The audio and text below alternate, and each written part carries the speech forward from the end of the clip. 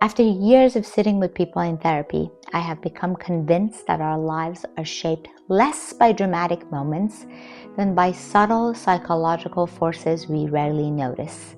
They don't announce themselves, they don't feel very significant, yet they quietly influence the conversations we avoid, the opportunities we pursue, the stories we tell ourselves about our lives, and ultimately the lives we come to create.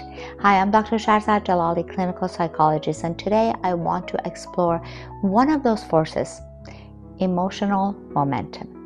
Every decision leaves something behind. Some decisions leave relief, others leave hesitation. Some remain psychologically unfinished, quietly following us into the next conversation, the next meeting, and sometimes the next evening. We often think of these emotions as reactions, but clinical experience suggests something more dynamic. Emotions also move. They gather directions. To give you some examples, imagine someone who postpones a difficult conversation. The conversation doesn't disappear. It quietly accompanies every interaction afterwards.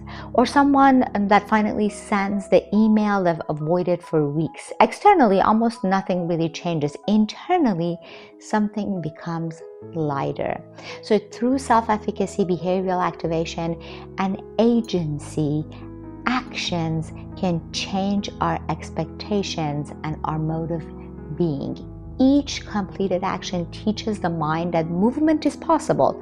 On the other hand, each avoided action quietly teaches the opposite. Over time, those lessons accumulate. Perhaps psychological well-being isn't determined by our largest decisions.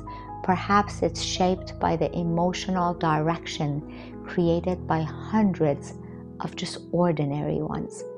Every day develops its own momentum. Sometimes changing a life begins by changing the first movement. Remember that.